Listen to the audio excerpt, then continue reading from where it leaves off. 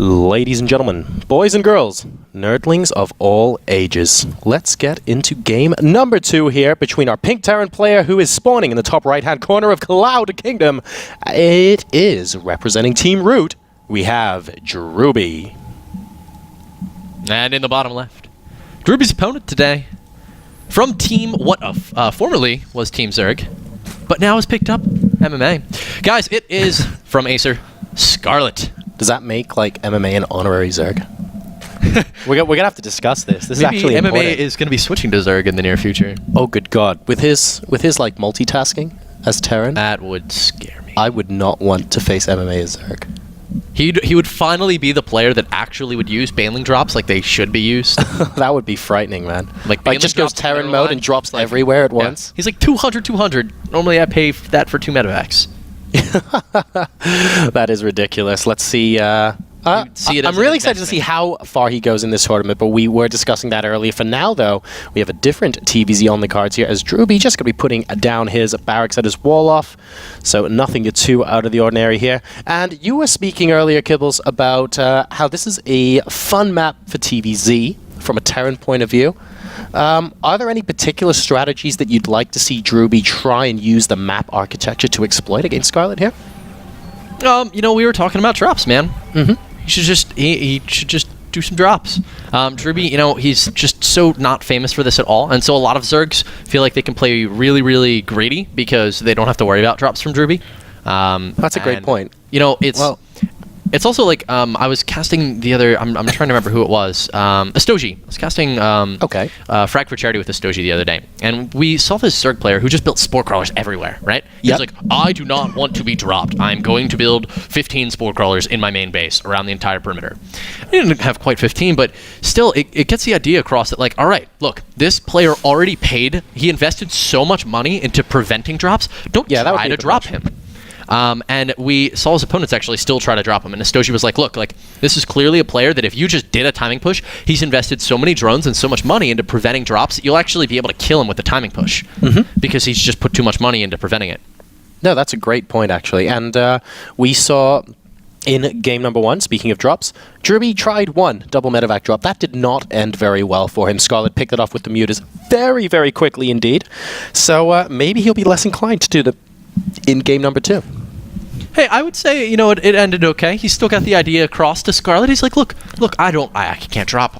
It's so bad. You tried to drop last game and you stopped it. But this game, you know, he could go real drop heavy, and Scarlett wouldn't be expecting this because you get my idea, Jora. Yeah, no, completely. We're going for a second barracks now at the same time as the natural expansion goes down for Drewbie at the moment. It appears we're having a little bit of a discussion regarding lights at the moment. We can't see where the players are playing, so I'm not 100% sure what they're on about at this moment in time, but I'm sure someone will be getting around to seeing that. It looks like they're still playing okay at this time, so they could be joking around, but if there is a problem, we need to sort that out. No, definitely. We want minimal destructions to the players, of course. Destruction. We definitely... Everybody's on their A-game, man. Well, maximum destruction, man. Destruction? Yeah. Tiger destruction. That's what I'm thinking of right now. Street Fighter shout out. So we've got Zergling speed on the way and another 5-minute layer popping out here from Scarlett. Yeah. So Drewbie had the same opening. Racks, expand, racks, double gas, and double reactor. Yep. Uh-oh. So this is... Are you feeling... Is Scarlett... I mean, so far, Scarlett just looks like she could just go into the same thing. And there's our gas. Yep. This is the same build out of both players. Dear. Let's look at why this map is different. And when it's different, it's actually better for Scarlett. I mean... Arguably, Cloud Kingdom has the most easy to defend natural base in the game. You take a look at how thin this expansion is, and then the ramp is set all the way in the back. Yeah, sure. It's really, really difficult to get damage done on Cloud Kingdom. And you know, Ohana's actually relatively well defended as well. But I guess the creep spread is a little bit better for Drewbie. You know, it's not so easy to spread creep on Cloud Kingdom. There are ramps at least. That's true, actually. You need to be able to get vision both above and below those ramps when you get those tumors down. And yes, indeed. So the Spire going down immediately for Scarlett. And I can't really fault her for this at the end of the day. Maybe she had this opening specifically planned out for Ohana. Absolutely. But when it worked so well, there's no reason not to give it a go again, I guess. Yeah, I'm wondering if she, honestly, you know, we were mentioning how these guys have had 3 days to prep for each other and to research, you know, their opponent's builders. She's probably also extrapolated and researched her next expected few players. I wouldn't be surprised if, you know, she's got both on the opposite side of this bracket. So, you know, Scarlett went, all right, it looks like Drewbie is pretty vulnerable to 2-base Muta, and, well, that's what she's going to be doing right now. So, guys, if you want to learn 2-base Muta, just watch these VODs. Now, there's a little bit of a difference here coming out from Drewbie. He's not actually swapping over his barracks and his factories in this particular game. If we take a quick look at that, we see the reactors firmly planted on those racks. That's so good for Drewbie. Yeah, so he's going to have more Marines this time around as opposed to last game. Fewer Hellions, of course, but they didn't do that much damage. Sure, they killed off 12 drones earlier on, but at the end of the day, he lost so many Hellions doing that, and now he's moving into a Scarlett that already has Banelings out. Yeah, exactly. That's a huge difference in Scarlett's build right now. Baneling's going to be coming in and making decent connections with the Marines, but Drewbie splitting here reasonably well. It's just with the 3 queens and the Zergling reinforcements here, it's not going to be enough. Yeah, no, it was a great split from Drewbie and very, very cost-efficient engagement there. Like you said, Kibbles, though, a little bit too close to those hatcheries, those reinforcing lings accompanying the queens as well, and Scarlett is able to completely drive Drewbie back. That wasn't a horrible engagement for Drewbie by any stretch of the imagination. Yeah. Getting rid of that many Banelings early game is a sizable investment from Scarlett as well, let's not forget, but Drewbie's aggression for now is going to be over. Ooh, pardon me. Is he going to get a couple of queens? Just as I say that, it looks like one goes down. The second one will survive. Good transfuse. All right, the Marines taking out the Mutalisks right now, and that is a huge victory for Drewbie, that he just managed to take out 2 Mutas and a queen and a number of Zerglings. Another queen. Looks like it's going to go down here. No, he decides instead to target fire the Mutalisk. Figures he'll get that queen later. It's down to just 16 hit points. Here's the thing, though. Drewbie needs to make sure his reinforcing route is okay. His aggression only works as long as he reinforces units along the same way he retreats. When we saw him move towards Scarlett's 3rd base, for example, with his units, the reinforcements in his main army were basically in 2 different places, and that allowed Scarlett just to easily push it back. As soon as Drewbie moved his army back into the same place, on the low ground where you see it now, his attack's a lot stronger. So we need to see Scarlett play this very carefully. She should be able to hold this back as long as she's made enough Lings and Banelings, but she's just making a lot of Mutas right now. I know you can't see it. Oh wait, they're the Banelings. There we go. Baneling speed is done, Jorisar, and these Banelings are going to be incredibly more effective. And look, Drewbie realizing this timing, actually, you know what? He came up with the Hellion and he got a peek at the Baneling nest. That's why we see him pulling out. So a very intelligent play here out of Drewbie, and well, now Scarlett's going to have the opportunity for aggression. She's actually morphing in more Banelings. Well, Banelings do appear to be the order of the day so far in this matchup, Kibbles, and 8 more in the middle of the map. Scarlett going to be expanding and grabbing that macro hatchery at the same time. These Mutas just going to establish map control, count the number of Marines. Now, we do have quite a lot from Drewbie here. Note that he's gone for, I think he's gone for Stim first as opposed to Combat Shield, so these Marines are a little bit squishy to Banelings at the moment. Yeah, very much so. Has to be very careful. No armor, in fact, either, so these are going to die incredibly fast to Banelings, guys. If you have combat shields, it takes 2 Banelings instead of 1. So that's, an incredibly large factor here. Scarlett coming in from the side, getting a few picks on some of these Marines, trying to lighten up the count a little bit. But right now, this game is incredibly even. And the Drewbie's pre-splitting, but Scarlett being very smart here, using her Mutalist to go into the main base to harass. And what this does, it forces Drewbie to clump up his Marines because he wants to head back into the main base to stave this off. So he has to pre-split all over again at the bottom here to try and take these out. And look, the Marines actually clump up a bit to take out the Mutas, but here come the Banelings moving in towards the low ground here. So many Banelings popping in here. The SCV's completely clumping up, and oh my goodness, this is a massacre. Banelings destroying absolutely everything, hitting a timing here right before these tanks popped down, and Drewbie had quite a number of Marines. Scarlett doing a beautiful job. There's the GG, in fact, out of Drewbie. Guys, incredibly good game there. I really want to highlight that Scarlett did a beautiful job pulling those Marines out of position. Yes, at the end there. That was so important for Scarlett. Moving the Mutalisks into the main base. Why do you do that? So the Marines move back. When the Marines move back, of course, you've right-clicked, either a Mutalisk or a patch of ground you want the Marines to move to. They slowly start clumping up again. Using the Mutalist to force the Marines to attack them means that Scarlett had such an easy time coming in with the Banelings in the second half of that engagement, and what resulted, as you saw in the natural expansion, was pure carnage. It was beautiful to watch. Hey, you know, Scarlett showing that mutas are still good units. Oh, yeah, man. Very good. They really are. And that means that Scarlett is going to be taking the 2-0 victory over Drewbie here. And that also means that our next match is going to be a pretty exciting one. We just finished a first-round bracket. Yeah. Round of 72. Guys, things have started here at IPL. It's going to be a fantastic weekend. We are just getting kicked off. We'll be back after this quick commercial break with more for you coming up next. MMA and Shine. Shine.